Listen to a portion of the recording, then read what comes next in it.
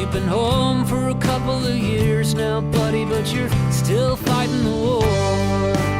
Welcome to Shoulder, Untold Stories from a Forgotten War, a product of Grumpy Combat Veteran and Friends. At Shoulder to Shoulder, we share personal stories about the ways in which war affects us. Hello, everyone. Today is 17 September. I am Will Selber, and I am happy to be here with the effervescent Kate K, my co-founder of Grumpy Combat Veterans and my business partner in all pursuits in life. How are you doing today, Kate? It is so good to see you. I have to say that this is the episode I've been most excited about because it's so different than some of the other ones that we've recorded. And I am so excited to be able to share our guest stories today.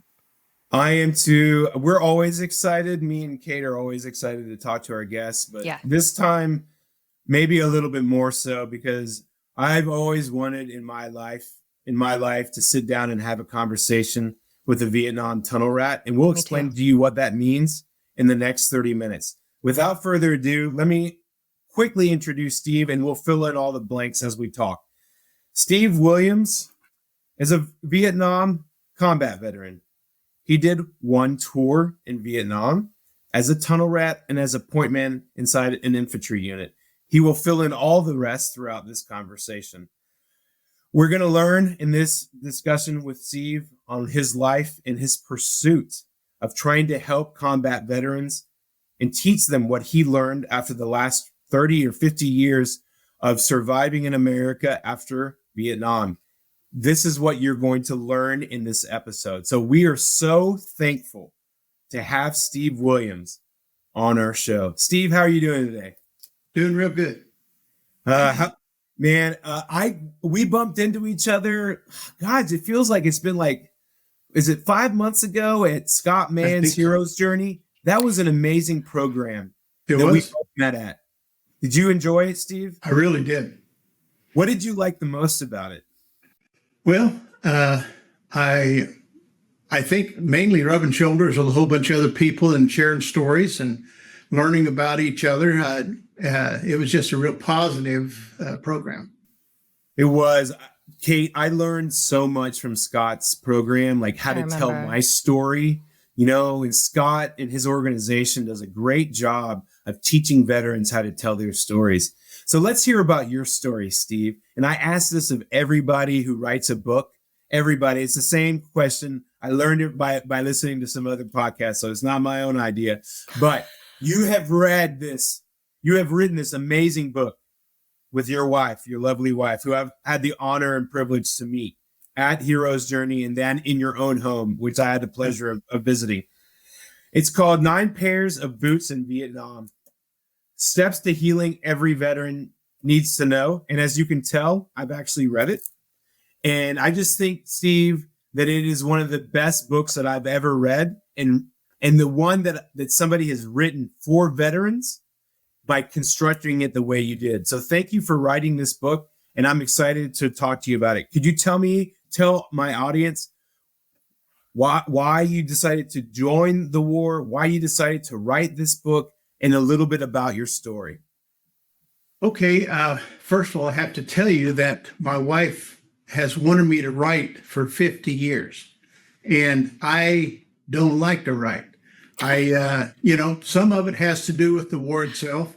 I went through a period of time when you try to forget things and then you see stuff on TV and you talk to other people. And again, she was after me to write. And my son, who was out in California, he called and said, Dad, I want your stories for my kids. And then I realized my dad was a World War II vet and his stories are gone. Yeah.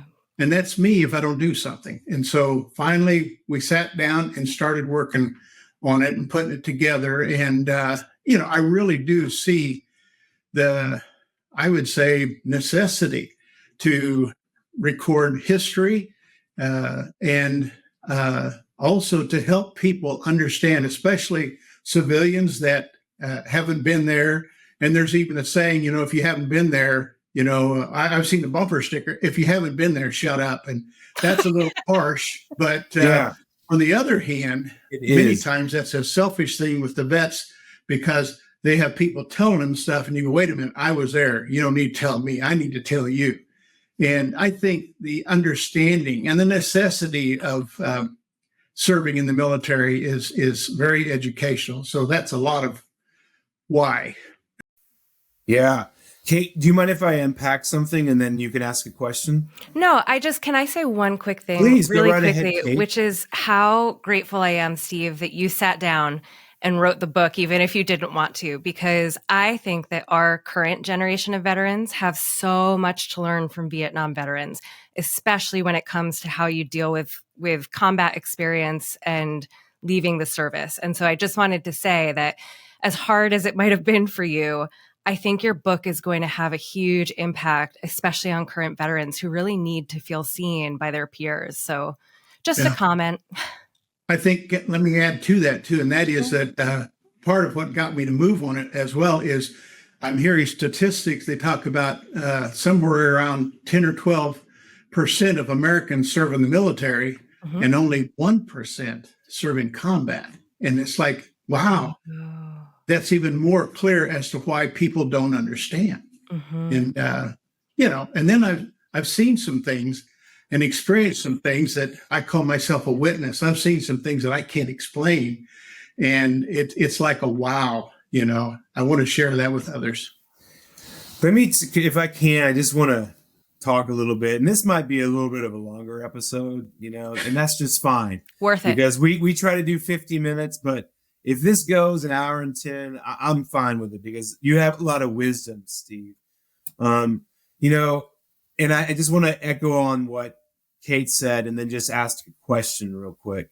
I just want to say that, what Scott Mann has said and what I agree with what he says about Vietnam veterans is that they have paved the way for Afghan combat veterans, and we have a lot to learn from them. And the reason why I, Will Selber, have it so good is because men and women like Steve, despite not being treated so well by different facets of American society after they returned, they finally figured out a way to write a book, despite it not going well, to help you, help us, me and my brothers and sisters in arms, have a better experience coming home from war. And it is just an invaluable book, And I'm so grateful that you wrote it.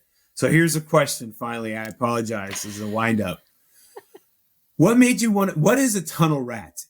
And why would you want to do that, Steve? Could you explain to that? Like, why would anybody want to be a tunnel rat and what it is? Well, first of all, I can explain. A tunnel rat is when we're going through the jungle and searching around, the enemy was very resourceful and they would dig underground. There's one town or placement in Vietnam called Cu Chi, and the Viet Cong had drilled tunnels underneath the complete American compound. And for years, the Americans didn't know. I have a friend that I meet with every other week who was stationed at Cu Chi. And as we talked about that, he said, while he was in Vietnam, he never knew. And so they could crawl underground, pop up in a bamboo thicket or something, and listen or report what they see, targets and things like that. And so that was incredible what they did. But then you get to, why would I go down in there? And I first of all have to say, I think you have to be at least a little crazy to do it. Because the old saying of curiosity that killed the cat, that was nuts. When you go down into a dark tunnel, if they're in there, their eyes have already adjusted to the darkness. And I'm outside in the sunlight. And so I'm an extreme disadvantage to walk in and trying to see, focus. And so that, like I said, that's crazy. So, but on the other hand, in order to stop or conquer the enemy, we had to go in and take away their fortresses or whatever. And that was kind of the driving force. Now, the good thing for me was that they didn't force us. My upline didn't force us to go down in. It was all volunteer. to answer the question why, it was primarily there was a need. And at the time I was doing that, I had a company commander that was an NCO for his first tour to Vietnam. Then he went to OCS and went back. So we called them Mustangs. He was an officer, but he was one of us. And we absolutely respected this guy. When he asked me to do something, I would just jump through hoops to serve him and help him. And so that's kind of the driving force. But still, I've been home for 54 years. And I still periodically have dreams about that. I have dreams of getting stuck in a tunnel and I can't get out, And it's crazy when you wake up and you're sweating and you're going, hey. Then I tell myself this magic words, welcome home, because I'm not there. That's very special. It's simple, almost childish. And yet I keep needing to hear that welcome home. I have so many questions. I know you do. I have so many questions. I think, Steve, one of the hardest parts for civilians today is to understand what combat was really like in Vietnam, because it's so different than the combat landscape that we see today. So if somebody comes up to you and they say, hey, what was your service really like? How would you explain that to them? Or is there one moment that you really latch onto that you think helps people to understand what that experience was like? I've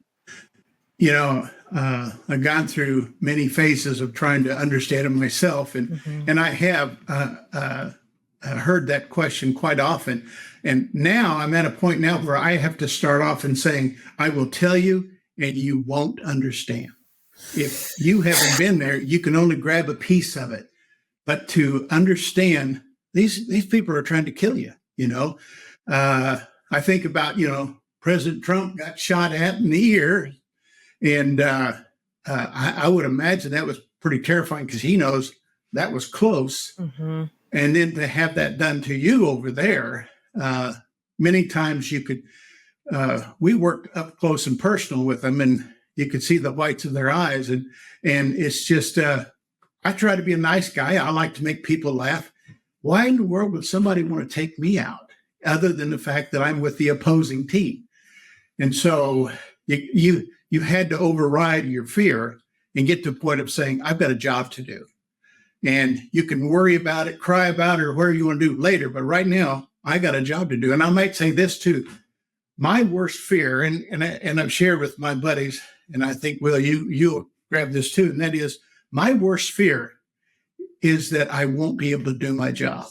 My worst fear is not being able to mount up and go and do things for the protection of my buddies and me. And, once you go through that and you say, I know I could die at any minute. On the other hand, I'm going to do everything I can to keep that from happening and keep that from happening with my buddies.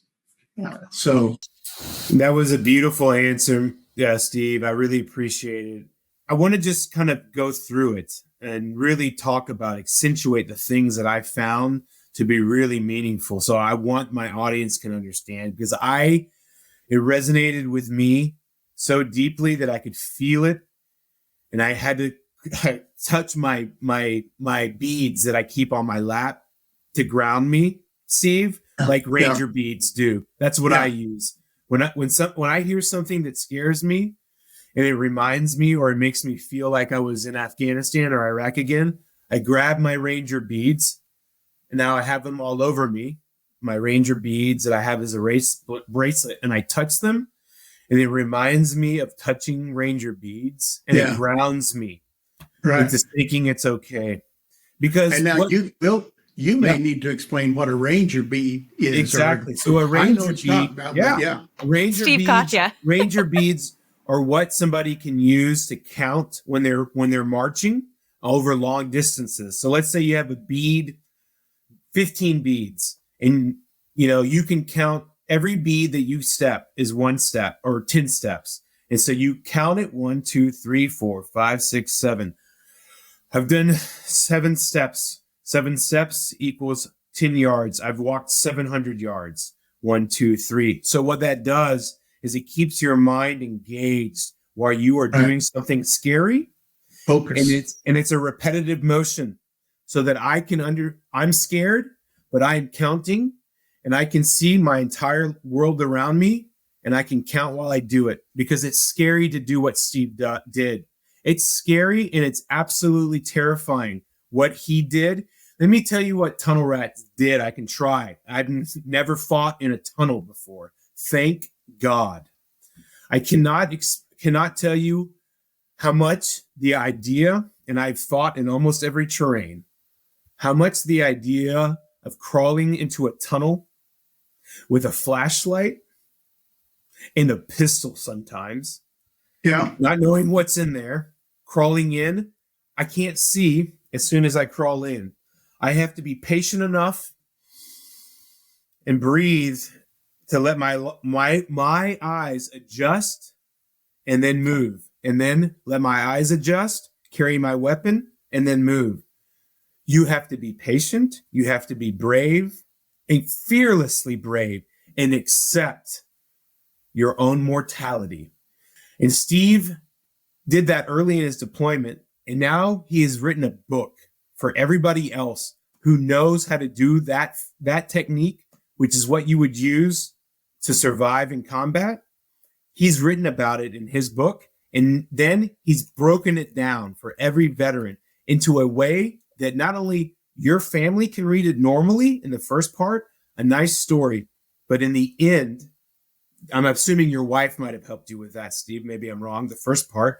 And then at the end, you wrote it in a way that military guys who don't want flowery language and long prose, what are you talking about? Just get to the point. Oh, here's the after action report and all the signs that you may have that you are having a PTSD reaction. It is an invaluable book, Steve. And if you could just share, and I'm sorry for the long wind up, if you could just share with our audience, Steve, why and how you and your wife, Rosie, were able to write and design this book. I know that me and Kate and our audience would appreciate it. Well, I guess, there's so much I could say about that. I think part of it is, when you come home, I'm trying to fit back into where I was. And of course, that was stupid because I'm not where I was and everything has changed. I didn't know what society, I heard some things, what society thought of me. I was called names, baby killer and baby burner and stuff like that. And, I really thought I had served my country honorably. And then I was one of these, when I was a kid, I watched this TV program called Combat, and it was all about World War II and really cool series. But at the end, they had a parade.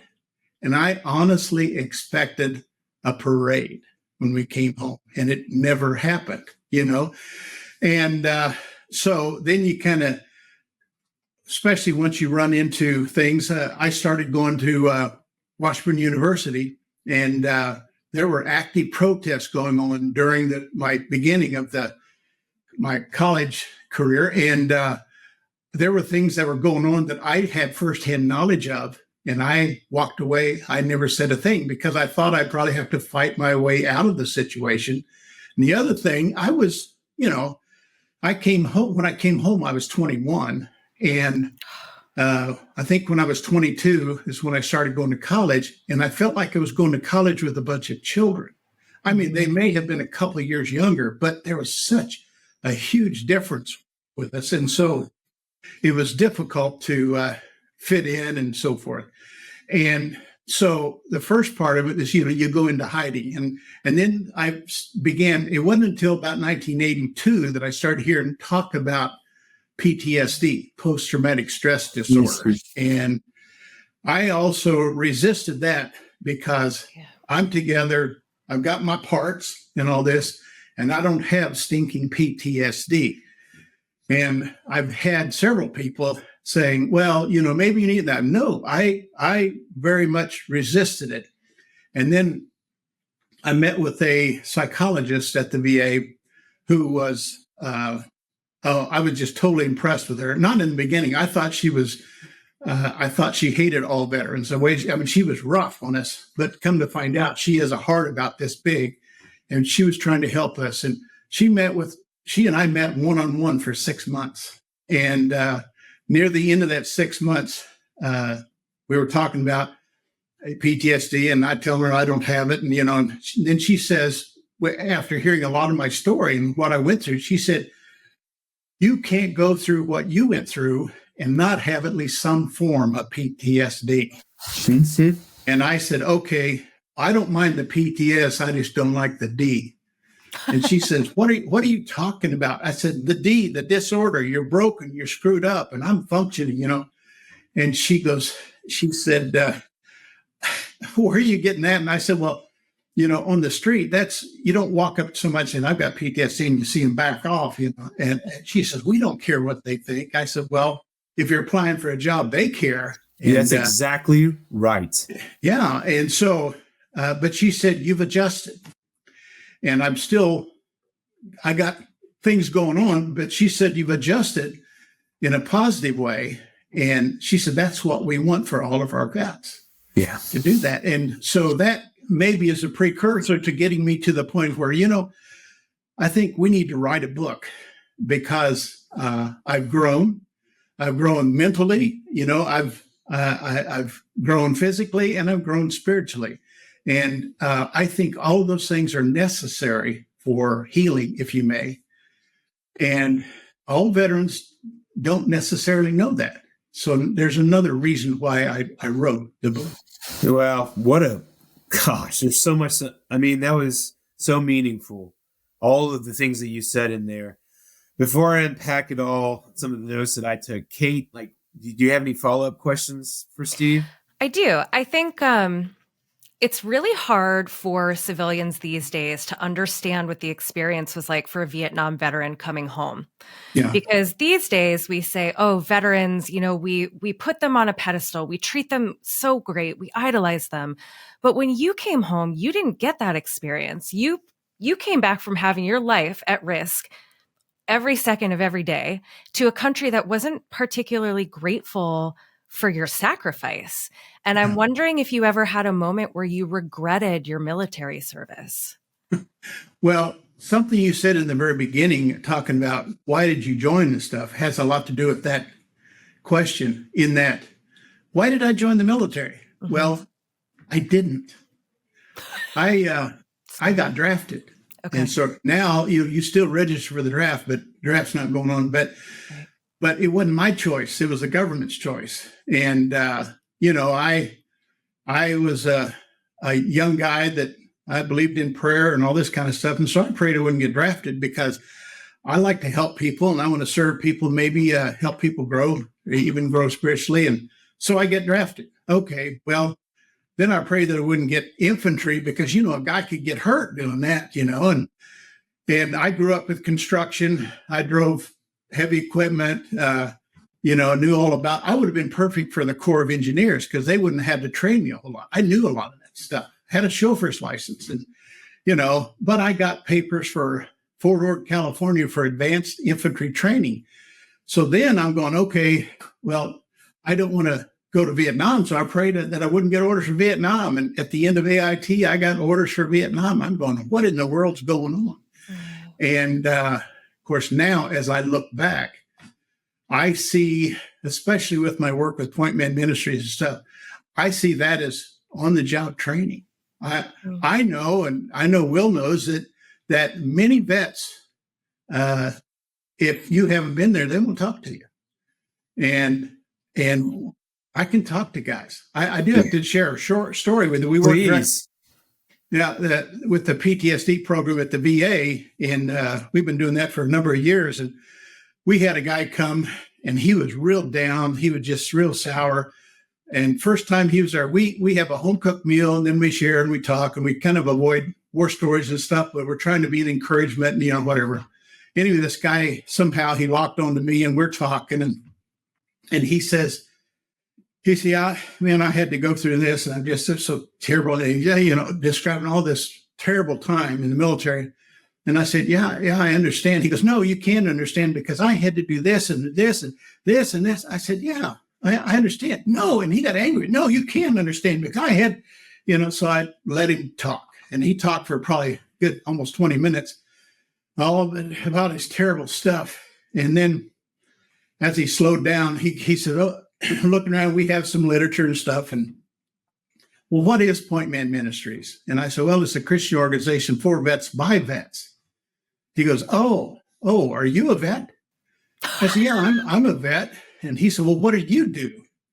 I said, well, I was just in the infantry with the 101st Airborne. And he goes, oh, well, you had it worse than I did. I said, well, I told you that I understood. Now he's embarrassed, kind of. He's trying to save face there. And then pretty soon he goes, so why aren't you crazy like me? And I said, who says I'm not? And he jumped back and then he laughed. Well, then the walls fell down. And then we started really honestly talking one-on-one. And this guy began to grow instead of being such a sourpuss. And, and that's kind of, in many ways, I look at that's kind of like, that's my job. Now that's my specialty now, that I'm working with vets that need help, need some new identity. Where are we going with this? The idea of, welcome home and all this kind of stuff. And he's moving off his dead center of being stuck, and he's moving on. That's what I love to do. And that's where we're at. See, this whole answer, and like the answer that you provide with me is just so much filled with richness, of really good information.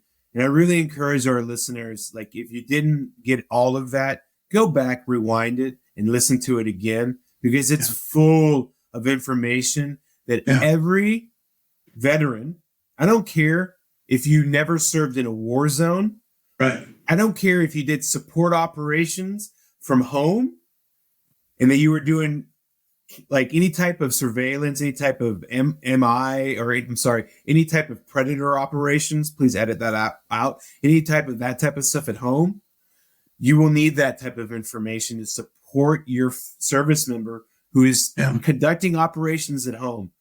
So I want to kind of take you through what I was thinking, Steve, and then I promise you, if you give me a little bit, I'll have a question at the end. I just loved your series of events of what happened to you, because I think you could almost take out Vietnam veteran, plug in Afghan and Iraq combat veteran, and they would have the same experience, but just a little different. And if you will, Steve and Kate and my listeners, just let me take you why I think that. He got drafted to go to Vietnam. Some people sign up, some people volunteer like I do. People go for every reason in the world. I went to Afghanistan and Iraq after 9/11. So that means I'm a true believer. I believe in what we're doing 100%.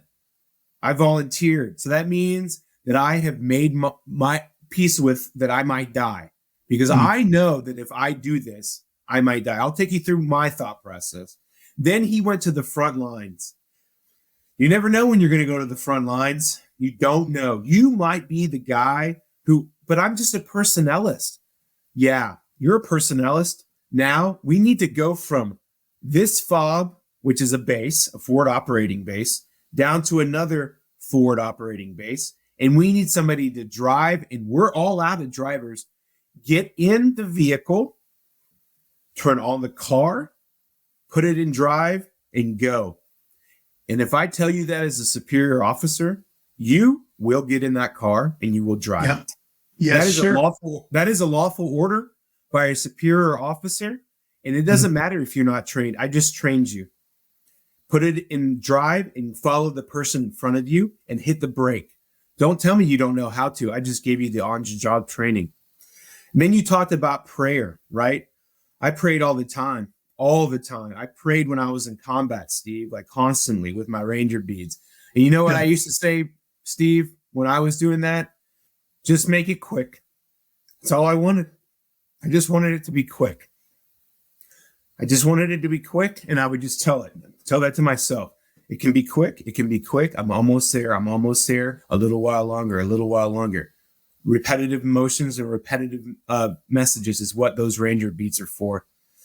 He wanted to go to the Corps of Engineers, but he got the infantry. That happens to everybody in every AFSC, Air Force Specialty Code, military occupational specialty in the Army MOS, or whatever it's called in the Marines and Navy and Space Guard. I want to do this. Great. This is what you're going to do because you didn't test good enough, right? And then you went to Vietnam and you're like, oh my God, how do I survive this? And you learned because you were trained how to survive it, because you went to infantry school and you were surrounded by men who had been there before, because you had non-commissioned officers as a Vietnam veteran who did a year tour, and those tours, they didn't all start at the same time. People would rotate in at different types of a year-long tour. So for my listeners, that means that when Steve was in Vietnam and he was with his unit, they didn't all deploy together. They might have all been on the same unit. They didn't train together, not in Vietnam. They would send guys in to replace people as their tour came in. So imagine you're going outside the wire or out on a mission with a small platoon, 100 people, less than that, depending on the time and place, surrounded by people that half of them you met less than a month ago or 3 months ago. You have to train them. You have to befriend them. You have to learn how to be with them, and they have to protect you to survive. And that is why Steve calls I'm assuming, Steve, that you call, it doesn't matter who they were or what they did. If they served with you, they may have made mistakes. They may have done things that they regret deeply in their life. But I bet you no matter what, Steve, you still call them your brother. Yeah, we had that saying of when we went over as strangers and came home as brothers. That's exactly and, right. You know, like I said, I've been home 54 years, and I still have contact with many of the guys I served with. And when we get together, we'll have a reunion coming up next year. When we get together, time just falls away, and I'm back with this guy that was side by side with me, you know, for, hours on end. And it still amazes me, but these guys are my brothers. Yeah. You know, I think one of the things that people also don't realize is that when Vietnam veterans came back, we didn't even understand what PTSD was, let alone how to treat it, right? There's a really big gap in that period of time. So when you came home, what were the signs that you were suffering that you didn't quite understand that it was attributable to this thing called PTSD, but you still sort of felt in your heart, hey, something doesn't feel right here? Like, what did that look like for you? Well, for me, I think it actually was more on my wife and my family, because I was just fitting back into where I was. I'm going to, Vietnam is gone and I can just forget it and do whatever, except there were certain reactions, I had silly thoughts like, you go to, when you're up on a high place in a building or something, and you look down and see these people who are just oblivious. They don't know I'm there. And I'm going, man, if I was a sniper, they're mine. I go, wait a minute, I'm home. I got to quit thinking that, and yet it was constant. And, even years later, my son and I went to a program in Colorado, and we camped out, and then we'd go into this meeting and stuff. And during the evening when we were out camping, I'd say, let's take a walk through the forest and maybe we'll see some mountain goats or something like that. And he was junior high age at that time, or middle school. And we walk along and he's just crunch. I said, John, try to walk quieter, because, if you're making so much noise. He's okay. So we start walking again and he's going crunch. I said, John, you're too loud. And he said, Dad, I'm trying to be quiet. Yeah. I said, tell you what, let's walk and you tell me what you hear. So we walked maybe 25, 30 yards and he just starts laughing. And I said, John, what are you laughing at? And he said, Dad, I hear me, I can't hear you. And here I am getting older, getting heavy and all this stuff. And I'm walking quieter than him. And that's another one of those skills that you learn that, I'm kind of proud of that I can still do some of that. But it was funny that now he's seeing it. And, that's a thing of I was able to do that, even though I wasn't even trying to do it. I'm just walking like I learned. And there were other things like that I was sensitive to that I didn't attribute it to PTSD. And probably my first real big deal that my wife and I think it blew her mind, but when we were, this was in the wintertime, windows were closed and everything, and we'd gone to bed. And about midnight, I sat up in bed. She goes, "What's the matter?" I said, "I hear something outside." And she goes, "What is it?" So we go over to the window and raise the blinds. And I go, "There it is." And she goes, "What?" I said, "There was a cat walking across the yard and the grass is dry." She said, "You can hear that?" I go, "Yeah." And a cat tends to walk sneaky. And that's something I'm real sensitive to. If he tromped around, it probably wouldn't have bothered me, but the sneaking sound had me alert. And like I said, Rosie was just amazed because she didn't hear a thing. And yet with the windows down and everything, I'm on full alert. And, then you kind of start going, I'm not over there. I got to settle down. It's okay. So there's a lot of times that message to myself, it's okay, is something you have to do over and over and over. Mm-hmm. And, so many things like that. I would love to echo all of those statements. And if you don't mind, Steve and Kate, I'm going to kind of use my own experiences in my own service to kind of really understand here what Steve just said. Let me tell you about my PTSD. And I'll tell you a little bit about my service.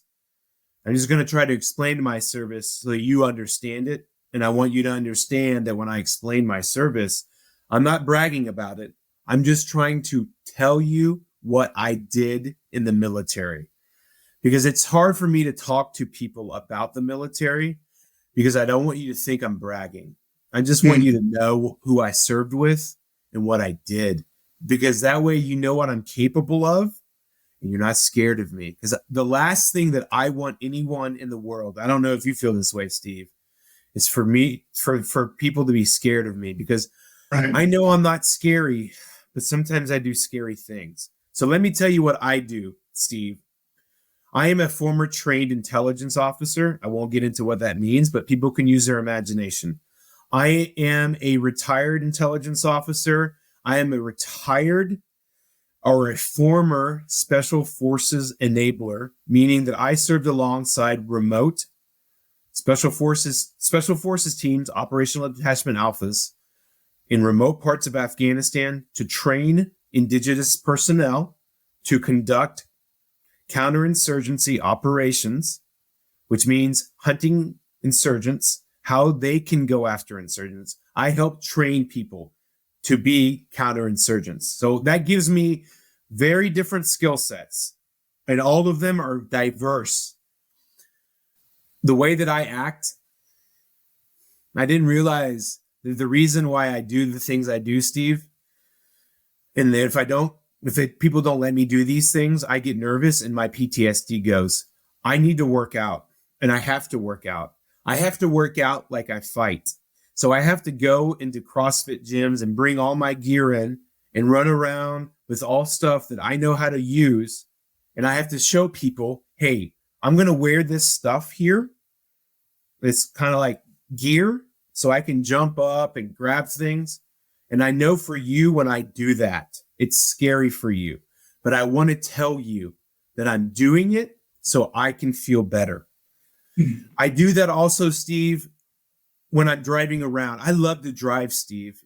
I love to drive. You know why I love to drive? It soothes me because I've been trained to do surveillance and counter surveillance operations. I know how to drive up and down a street, and I can tell you probably within 5 minutes which one is the house that I would be worried about just by looking at it. Mm-hmm.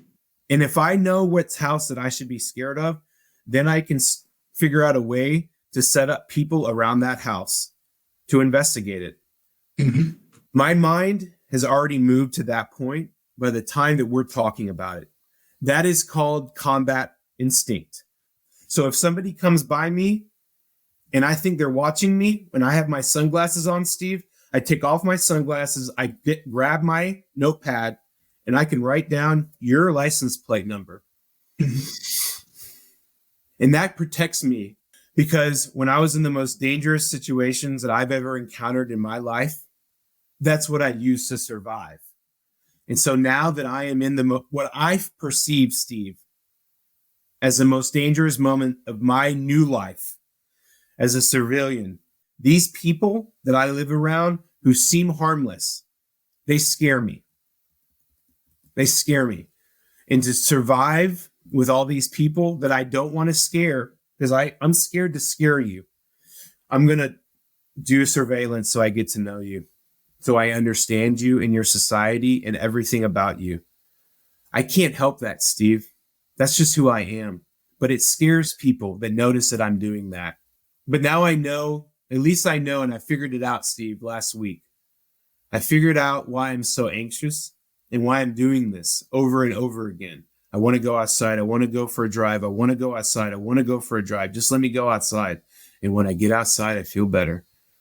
Yeah. I feel better because I can protect my family. And I feel better because when I run around the neighborhood and I drive around the neighborhood, Steve, it makes me calm, because all I want to do, Steve, is protect my wife and child. But I just want you to know, Steve, that your stories, they resonate with us, and it resonated with me. Just by listening to your story, it calms me down, because I go, if Steve has had a good life, he has a wonderful wife, he's found meaning in his life by writing a book that helps veterans, by being open and honest about his experiences, it helps me be calm about my life and that I can do what Steve does. What has been your experience, Steve, when other veterans come up to you with this book and say, this really resonated with me? Because, Steve, when I read this book, it really resonates with me, and it calms me down, because it reminds me I'm not the only one. And we all don't want to be the only one in this world being scared and trying to protect people. And that's what you're telling people. Go ahead, Steve. Do you answer what that's like? Yeah, I think what I can add, especially hearing your story too, and that is that when you've been trained, that's all behind me now. Yeah. And yet I still feel responsible because I've been trained. My wife doesn't know, and a big portion of my life is taking care of her and our family. And I, like I said, I feel responsible. What's funny is what helps me to focus back on how I'm doing is we go to a restaurant, and I kind of let my wife lead into where we're going to sit. And she almost always finds a spot where I can have my back to the wall.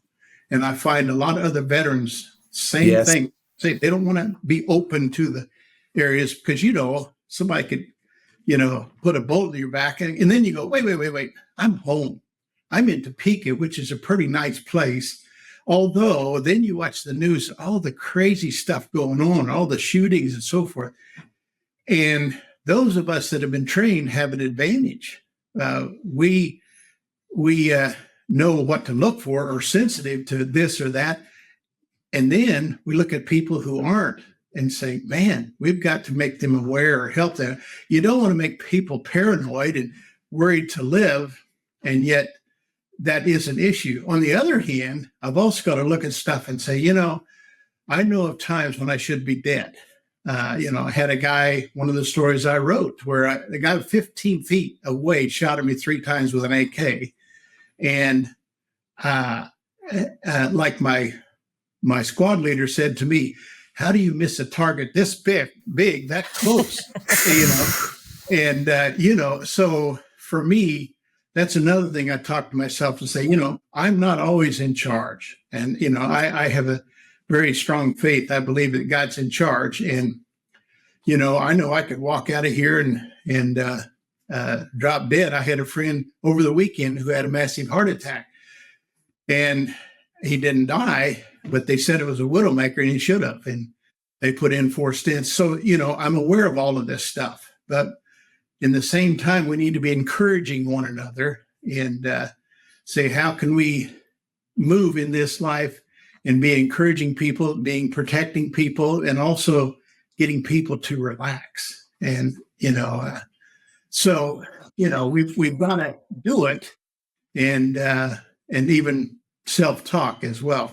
But it's really sweet when I can go to a guy who maybe wasn't in my era of Vietnam, maybe, but another veteran who knows, who understands. It's like, hey, we're on the same track here. And so I might tell you that just a week and a half ago, Rosie and I went to a garage sale. And as we walked up to this guy, old man, then I realized, I know this guy. And he goes, hey, there's my favorite veteran. And we get to talking, and he told me, he said, I've been reading your book, and I started getting anxious again, and I go and I read your book, and I'm going, man, that feels good, because I'm not making any money, not going to get rich by these books, but I'm helping people. That is so precious, and it's a gift. Yeah, and it's another reason why I didn't want to write, but I did, and I'm glad I did. It's so important. And then not Saturday, but a week ago Saturday, I went down to Emporia, Kansas, and spoke to a group. We had like 300 people there, and one of the main guy that asked me to come, we got to talking one-on-one during the event, and he's still struggling. He said, I'm still angry at the way we were received when we came home. He said, I did my job. I was an honorable soldier. And then you get called names. And so, I can't necessarily fix that. But with me and Dennis, we talked, and I said, you know what? I'm moving on. I'm not going to be stuck. And he was encouraged by that. I said, we need each other. And he goes, yeah. And, so that's another part of this, of why we do what we do. I just wanted to draw our listeners' attention to one thing, which is that everything we've heard in the last 15 or 20 minutes, there's a term for it. It's called hypervigilance. Yep. And that is just one symptom of PTSD. So we have listened to these two men talk about the way that this can sort of consume them, right? It can wake you up from your sleep and you don't feel safe in situations when, quote unquote, you should. That's just one way that PTSD can absolutely alter the course of a veteran's life. And there are so many other things. There's the sleep impairment. There's the social problems that you can have trying to relate to people who can't understand you. There's so many ways that this can bleed into somebody's life. And so I think the stories you guys told, it's really helpful to help people understand that, like, PTSD, man, it's not a disorder. It fundamentally changes the way that you engage with the world around you all the time. It's tiring. And my question, Steve, is, and Will has talked so much about your book and how helpful it is. And I think the part that really stuck out to him was that last bit, which was, let me give you some practical tips for what it feels like to live with this. Because in my opinion, there is not a cure. PTSD changes you, and it's something that will sit with you. So if you had a veteran who's talking to you and they say, I really don't know where to start. How do I manage the full scope and severity of these symptoms? What would you say to them? Well, there's so much I could say. Right away, I want to address hypervigilant. Talking to this head psychologist over here at the VA, and they said, you're hypervigilant. And my reaction is, you betcha. Yep. I don't That's see that. Right, I am. Yeah. Thank you for seeing me, and thank you for telling me that I'm good at something. I am hypervigilant. Yeah. Well, another thing that I think really may explain some things is I look at human beings, we're body, mind, and soul. And I've learned that we can be injured in our body, in our mind, and in our soul. And therefore, we need to work toward healing in our body, in our mind, and our soul. And, there are a lot of things and a lot of ways to address those things. But But, like physically, I got a Purple Heart. And, well, I'm going one of the lucky ones because I got all my parts. I hit a booby trap as a point man. First guy, there was no trail, so we're going through elephant grass, and I'm trying to make a trail, and they had spikes in the ground, and we're going down a hillside, and we just got resupplied, so my pack was full of 5-day supply. I was heavy, but I was stepping, and as I took a step, I felt something stick my leg, and I could not stop. And by the time I caught myself, the spike went through my leg and came out. So I have 2 scars, of where it went. And, I was a tough guy. I didn't cry or anything like that. And, but the bad thing is a lot of times they poison the tips of these spikes. And so if you don't address that, you can get gangrene and you can lose the leg or you can even lose your life. And in some ways, though, it's crazy. It is kind of a gift because when I go to the VA now, it took a while for them to figure out where I'm at. But then they told me, it said, you've got a Purple Heart. And I'm going, yeah. So, well, that gives you a priority. I went, oh, well, that's nice. And it's a real pretty medal, but you have to bleed to get it. But, all of these things that you have to take into account.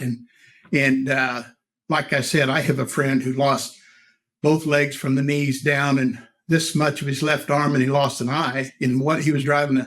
He was an MP and driving a Jeep and hit an IED and blew him up. And so I felt almost guilty because of my little Purple Heart deal. And, he would say, hey, you got it, deal with it. It's okay. But, there's so much of that, just like I even think about my hat. I wear this all the time. I've got all kinds of pretties on it. And I had a guy, tell me one time, you bragging because, I said, I'm not showing off. I said, this is a vet magnet. What do you mean? Exactly right. Veterans will key in on me, and then we talk right away. And I love that. And that's why I wear it all the time. But it's a thing where, as I've said earlier, and that is, we need understanding because we're a different lot. And the best understanding I get from people is from other vets, vets that know. And some, don't necessarily, not everybody was in combat, but yet there's a piece of that we all go through that we even laugh about when you go to basic training and you have to do push-ups and all, they call you all kinds of names.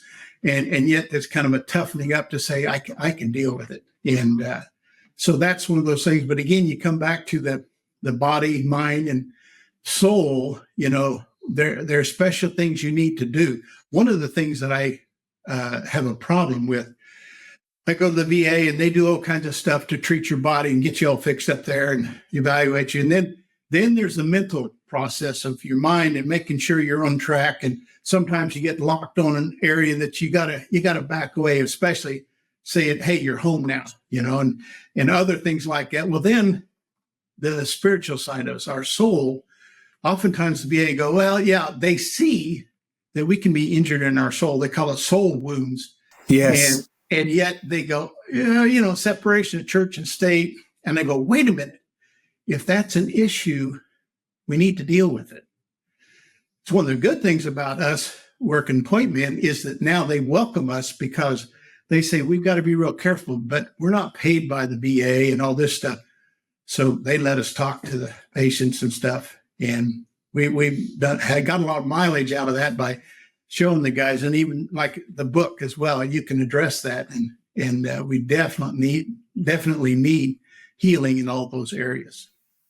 Man, I just couldn't agree with you. I couldn't agree with you more on all your answers. And I just want to kind of highlight a couple of the things that resonated with me and kind of accentuate them. And I ask a question. So I'll try to be succinct, Steve. What Steve just provided you is what PTS or any type of mental health syndrome, or however you want to describe it, does to groups of people. Combat veterans are a very small group. Inside the veteran, subsect, right? There's nothing wrong with just being a veteran. That's fine. Combat veterans mean you've either supported or conducted operations. But people get a little bit of anxiety because they're like, well, yeah, I served, because I hear this all the time, Stephen. I'm sure you have too when you talk to veterans, right? It's like, yeah, I served, but it's always the but right afterwards, right? I served, but I only did this. Who cares what you only did? You served and you didn't have to. And this is a longer point about saying that what you talked about, and like the hats that you wear and the stickers and the Point Man Ministries, for our viewers, he gave you the reason why people like me, I also have all my stickers out and I put it on everything. Steve says it's a vet magnet. That's exactly right. And real vets will see that and smile and be like, I understand, buddy. I understand. You're not showing off. You just want everybody to know. For me, I want everybody to know who sees me, because I'm a former spy, a retired one. I want everybody who knows, who sees me, who's looking at me, to see the message that I'm a little different.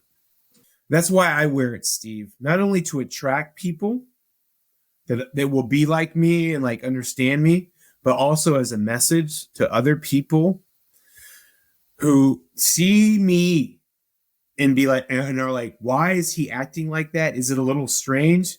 At least maybe if they look at the military, they'll automatically go to a stereotype, which I wish they wouldn't do. Yeah. But it's a common stereotype that I was in combat, because I'll say combat, whatever, veteran, and that they will automatically associate me with somebody who might have PTSD. I do have PTSD. Not everybody does, but I do. So people wear shirts and bumper stickers that say 101st and this and that. And they do it for all reasons. And so if you're inquiring about it, for all my veterans who are nervous when people do that to you, they're not trying to find you out. They're not trying to drill down to find out if you're telling the truth. Because every veteran is scared that their story won't be accurate. Mm-hmm. And that fills them with anxiety. Because the only thing that they want you to know is that everything they're telling you is the truth.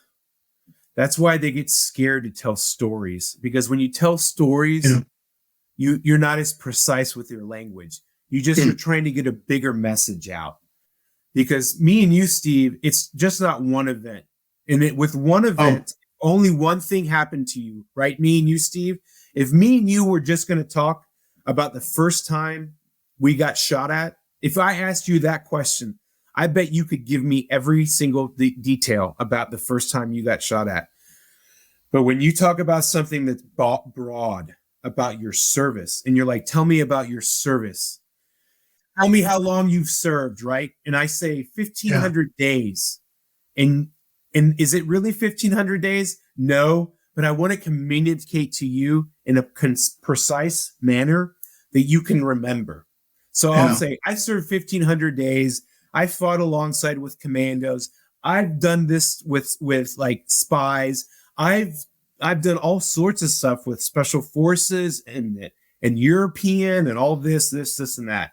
Now, if I'm speaking generally, Steve, me and you, and I've made a mistake in that, it's just a mistake. I talk about the war thousands of times. People talk about their experience all the time. So just because the story that I gave you the first time, there's something different about it, that doesn't mean that it wasn't true. I want my brothers and sisters in arms to tell their story like me and Steve tell our stories, because telling your stories is what the healing is about. It's like that program, Steve, that me and you went to in Hero's Journey, right? Which teaches veterans how to tell their story confidently, precisely, as best as you can, with giving the message to you, because the message is what's important. The details around it, people like me and Steve who have been in constant trauma and stuff, we just want this one message to be right. The rest of it, we'll just try to make it manageable for you. Like 1,500 days, I fought with these people all over the place. Am I right, Steve? I think I'm on. Yeah, you get it really on for me, as far as that was one of the reasons why Rosie was after me for 50 years to write, and I didn't want to do it because I didn't want to be held accountable to the stories. There's, how much of it do I tell? The book in many ways is very pretty, the way I describe it, in that it's palatable. I didn't want to tell some of the gore and the trauma, as you say, that we went through, and yet you have to tell some of it to know that what we went through. So there were things like that I have to share another story with you. This was only just a few years ago. We had a new guy come to Point Man, and I'm wearing this hat, and he's a big guy, a little younger than me. And he walks up, he points at the hat, and he says, "That's stolen valor." And I mean, he's looking serious as a heart attack. And I'm thinking, am I going to have to fight this guy or what? And then he laughs, and I look at his hat, and it says 82nd Airborne. And then he goes, "Put her there," and shook my hand. And it was the game playing that we do.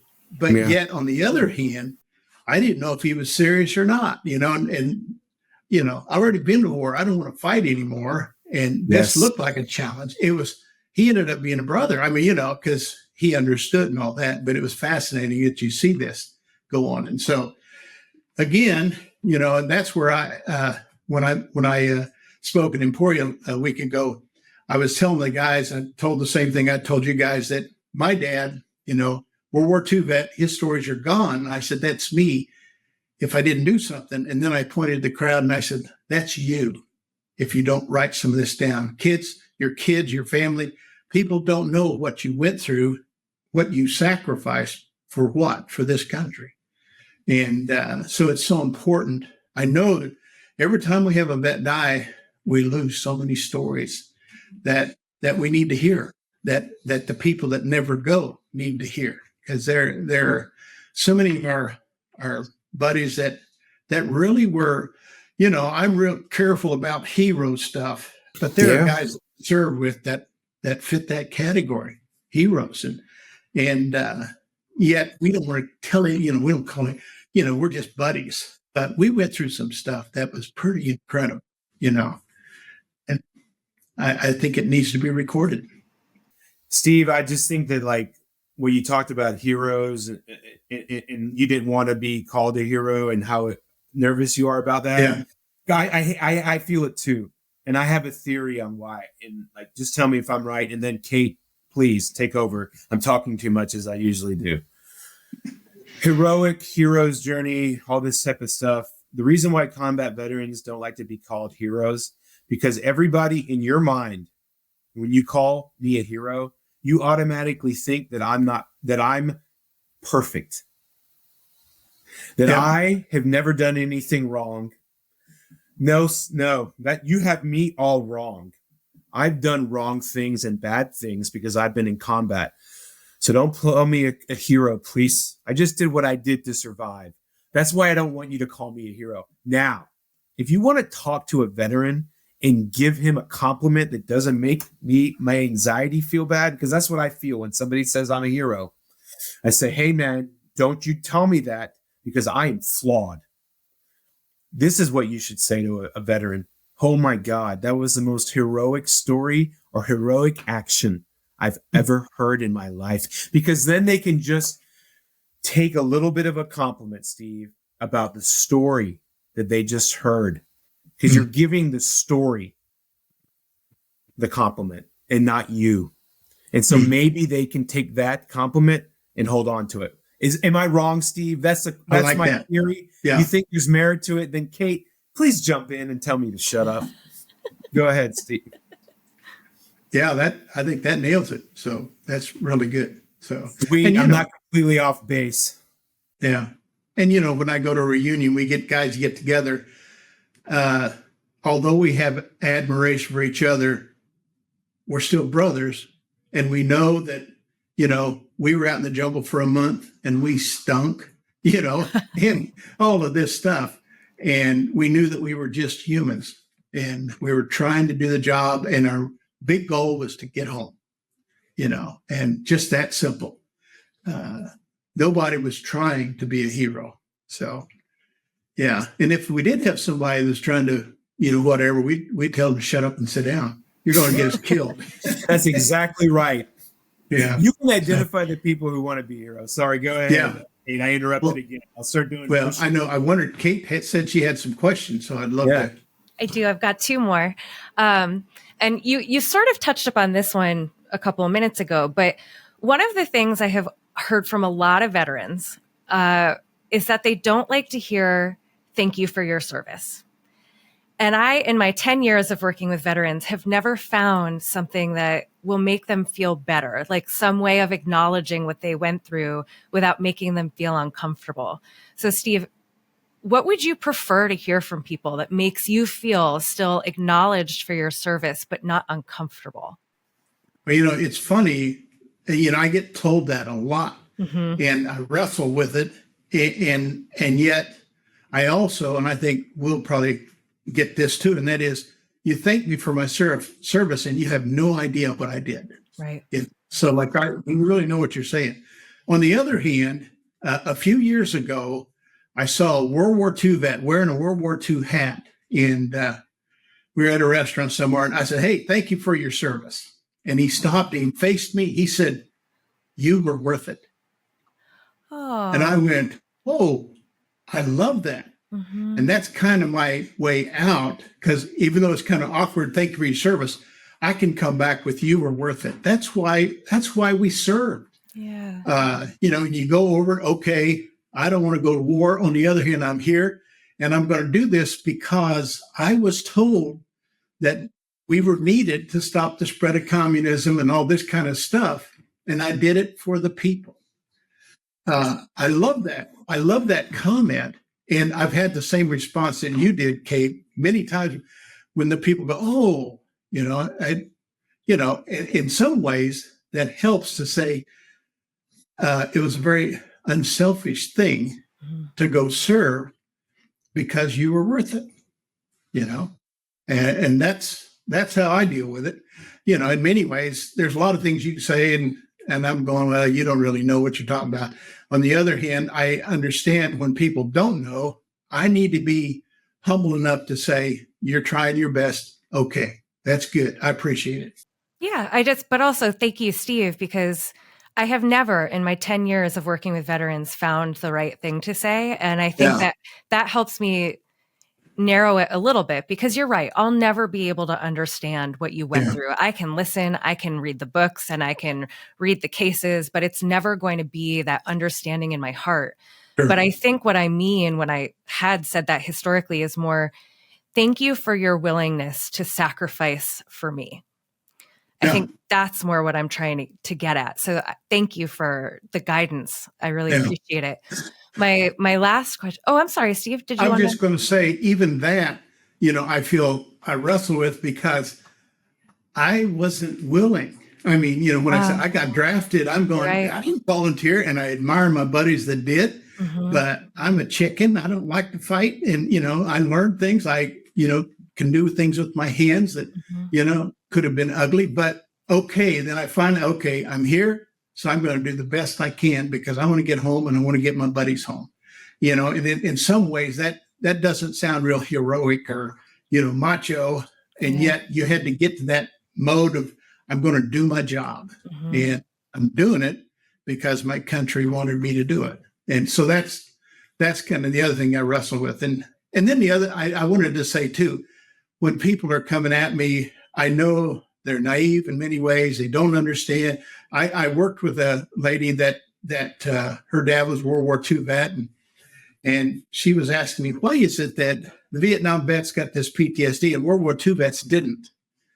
And I wanted to just slap her. And then I can't do that. I go, well, your dad, he was a Marine. Yeah, he was a Marine. I said, where did he serve? Well, the South Pacific. I said, what did he do? And she said, I don't know. He never talked. I said, well, that's the first sign to me that he had PTSD. Yep. And she looked at me like, what? Well, they didn't call it PTSD. No, they didn't. They called it battle fatigue, shell shock. I've got a book that talks about combat nerves. Mhm. And when you read the little book, it's all the same thing. Yeah. Even clear back in the Civil War, they called it soldier's heart. Yep. Okay. And you know what? I like that one. I like that. I like yeah. it too. You know, but the bad thing was when they came home from war and they talked about, well, Uncle Joe, you know, he's got soldier's heart. Well, and they backed away from him and let him isolate. And that's the worst thing we can do. Yep. Is let him isolate. And but again, one of those things where, and even when I was talking to the same lady, then the movie came out, We Were Soldiers, and she went to go see that with her husband. And We Were Soldiers was really about Vietnam. And I experienced some of the things in that movie exactly like happened. She said, when I got to certain points, she said, I went to the lobby. I couldn't stand it. And I said, why? And she said, it was just too terrible. I think if I'd have been there, I would have just died. I said, well, think about the guys that had to do it. Mhm. And she went, well, you know. I said, you know, have a little bit of heart for the guys who went through that. Mhm. It was a movie. And I said, you know what? The movie was hard for me to watch, but in the real life, it was worse than that. Mhm. Yes. Smell the cord out. You didn't smell the blood and all this kind of stuff. I said, that in itself, our warriors need respect for what they went through, that you don't have a clue. And, you know, I don't want to hurt her feelings and all this kind of stuff. On the other hand, I'm trying to say, you got to understand, people in the military have to go through things that we really got it made here at home, you know. So It's always been there. And I think the notion that PTSD is something new and has just cropped up with this generation of veterans, it's absurd. Yeah. And it's a little bit dismissive of what the experience can be like. I want to interrupt you there on that and tell you that even in the Bible, you read about King David. I think it's maybe chapter 6 in the Psalms. And he talks about, he says, I made my bed swim. And he was troubled. And you're going, bed swim, that sounds like night sweats, where he cried himself to sleep. That sounds like PTSD. Yep. You know, thousands of years ago. Steve, you did touch up on this a little bit, but I know that a lot of veterans are hesitant to pursue help, like mental health support, because they don't want to be seen as broken and they don't want to be seen as having that disorder. So if somebody comes to you and you can tell that they're struggling, how do you help themselves?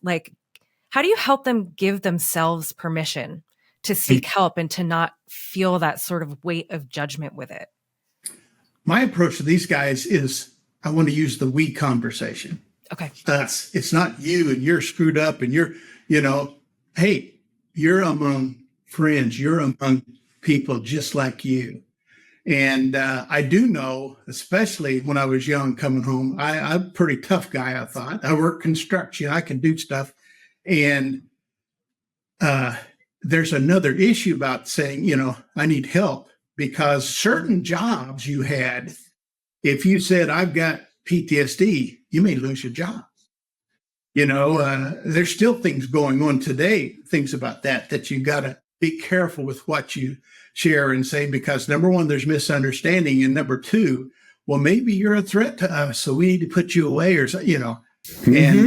And I think I'm pretty capable even now that I'm old. And yet, you know, there are issues that I got to be honest that I need to face up and say, hey, yeah, I don't even like to take medication, you know, and I hate glasses.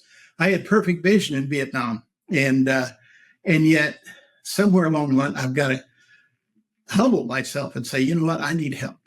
You know, when it comes to marriages, people need help. There's misunderstanding. You say the wrong word, and or you do something. You know, my wife is always leaving the toilet seat down. You know, and stuff. And but you know, just things that you could fight about anything if you want to. Sure. And, we need to work at solutions. And many times the hurts that we have maybe has nothing to do with that other person. It happened when I was a kid, or it happened with this guy or my boss, or did something, and I'm taking it out on the person that I love. And so, again, especially when I've got a guy, I go, you know, let's talk. let me pour you a cup of coffee. Let's, you know, defuse it, you know. That was one of my jobs, taking things apart that are just going to kill you. And you know, it's something that is dangerous. But on the other hand, if you get through that, man, wow, what a good thing to have happen. Yeah. And, you know, and the other thing is, you know, the suicide rate and all that.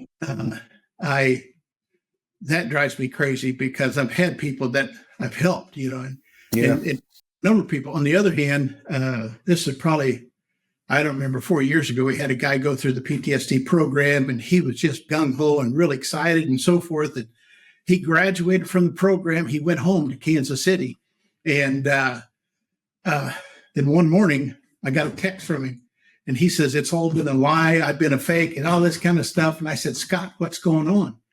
And he didn't answer back, you know, and we had a graduation of the PTSD program we went to, and that was at 8 o'clock in the morning. And at 9 o'clock, I got a text from his wife and he shot himself. He would not open. He wouldn't, you know, I'm going, Scott, what, you know, and you go, my first reaction is, boy, we failed. Mm-hmm. But it was his, you know, his choice. And I don't to this day know exactly what happened, but he just came to the end and wanted to get it over with. And, you know, just ripped my shorts, you know, as far as how we're trying to help these guys. And so, but again, I still got to try to pursue healthy living, and I can't own that. Yeah. We did good stuff with him, but he chose to go on. So we got to do what we can do. And again, that's the other thing of like, Will, like you're talking about, as far as I'm not a hero. I'm not perfect by any means. And somehow got to get to the point of going, you know, that's okay because I'm human, you know, and I got to deal with what I can and deal with the cards that's dealt to me, you know. And that was, you know, Steve, like, I think, you know, this great conversation, you know, it's just this might be my favorite episode, Kate, because I feel more heard and listened to in this hour than maybe my entire military career. There's a reason why Scott Mann says the Vietnam generation are the Afghans, veterans, heroes, because they're the ones that paved the way for us. If you think that PTSD or moral injury or blah, blah, blah, blah, blah is struggling to like gain traction, it didn't have any traction in the Vietnam War. So my brothers, like Steve, had to pave the way for me. Mm-hmm. So I have it a little bit better than he did. And my responsibility as an Afghan combat veteran, and I would say this as somebody who struggles with all the mental health problems that Steve talked about. My goal in life is to be like Steve. Mm-hmm. When I get older, I'll have my, you know, Steve doesn't live too far from me and my wife. And maybe me and my wife can write our own little book to help, because there'll be another war, right? There'll be another war when I get to the stage. You know, hopefully I'll be as, you know, as fit as my brother Steve, my mentor, you know, is fit and is fiery and is dedicated to helping everybody. Because what you've done with your life, Steve, and you and your wife, what you have done in the last few years when you've taken on this project, is not only help Vietnam veterans, which they needed it, but once we spread the word of this book out, and I think it's the best thing I've ever read on PTSD for a soldier to read. Yeah. Because I read that book and I said, this is how I wanted this book to be read or written. I can read the first half, which is fun and stories. And then in the second half, it's the most essential information that you need to turn to. Oh, yeah, I need to be like this. And you can flag it like I did to turn to it immediately. Yeah. Okay. Yeah. So thank you, Steve. Thank you so much. Thank you for coming on our show. Thank you and your wife, Rosie, for writing this incredible book, 9 Pairs of Boots in Vietnam, Steps to Healing Every Veteran Needs to Know. Me and Kate are just so thankful. We want to have you back on. Kate, if you want to ask the last question, and then Steve, any final comments or anything, go ahead. No question. I just want to say, Steve, that I think our country didn't treat Vietnam veterans with the care and the respect that they were owed. And I am so immensely grateful that you still found a way to offer yourself to other veterans, because I just, as somebody who loves Will, I can see the impact that you've had on him. And I am just, we talk a lot about how you guys sort of shy away from the word hero, but to me, what you offer to these veterans, which is a safe space and permission to heal loudly, which is something we're a big fan of here, that makes you a hero to me. And so thank you for your time. But more than that, thank you for the way that you offer yourselves to veterans who I think probably really need you. Well, the other thing I feel like, which I also challenge other veterans, and that is, I'm not going to be here forever. That's exactly right. And my book can keep going and ministering to other vets. That's sweet music to my ears when I hear guys respond well, when I hear wives respond, or they go, "Oh wow, I had no idea," and so that's great. The bad thing is not all of my stories are in the book, and my son said, "Dad, I know more stories that's not there." I go, "I know, but you can't do it." He said, "Well, I guess that'll be volume number 2." And I'm going, "Oh, I hate to write. I still hate to write." But who knows? We'll see what happens. The main thing I got to end on, and that is some of my goofy stories are actually coming out in children's books now. With Rosie has got, that's amazing. She's already written 3. 2 of them are published. One of them is just about there. And, it's the little Jeep that couldn't beep, and then Pink Bows and Yellow Ribbons, a really cute book. The Pink Bows book is about a little girl that goes to school, meets a friend, they come home, and the other girl goes, "What's the yellow ribbon around your tree?" And she goes, "My dad's deployed." So telling kids, what it's all about. Yes. And the one that's not published yet, but she's real close to having it going, it's called Sergeant Willie's Hat. That's just the title. And what it is, it's about the pins. What do they mean? People don't know. And a little boy sees this Sergeant Willie sitting in a restaurant, and he starts pestering, what's that mean? What's it? And Mom's going, "Just leave him alone." No. He wanted to know, and to again, trying to teach our civilians, like, what's all this about? Same thing. Am I showing off, or what am I doing? And explain that. And like my grandchildren, our oldest is only 12. And so we've got 2 12-year-olds, then a 10-year-old, then a 9, and then a 7 and a 5-year-old. And they're seeing all of this stuff coming through ahead of before it gets published and stuff. And they just love it. And that's a lot of our judgment we get from them. Is this okay or not? And so I think it's just important to get the stuff out and let people know that there are good things out there, even good things coming from vets. So. I don't know, Steve. I think you and Rosie are gifts. Yeah, I think that y'all are gifts. I think I am one of the luckiest guys that I happened to go to Scott Mann's Hero's Journey and bump into Steve and learn from him and talk to him. I've been over at his house. I've gotten to know him and his family. And I consider Steve a friend. And he's only an hour away, so he'll probably grow tired of me after a while. But we haven't gotten there yet. Seems like we haven't gotten there yet. But I plan to have you back on. We'd love to have you back on, and we can talk with Rosie. And we can go even further into all the things you guys are doing. And we are going to list all for everybody right now. Please, you can look on the show notes. And we'll have links to the products that Steve talked about, where you could find his great book, 9 Pair of Boots in Vietnam, and where you can also find Rosie's books that she's already published for children who need to understand what military service is like. We'll put those links on the show notes because children need to learn what it means too. And these are the type of books that you should buy, not only if you have a child in a military family, but if you don't, so that way that your kids can be inquisitive and walk up to a veteran and just point and say, "I don't understand what that means." And that a veteran can be like, "Well, you don't worry about it. Let me tell you about it." Yeah. And so thank you, Steve. Thank you for your wife. for all the work you've done to help veterans and helping all of us heal loudly. Thanks for joining us and offering our guests a place to heal loudly. We'll see you next time. Thank you so much. Thank you. And God bless. God bless.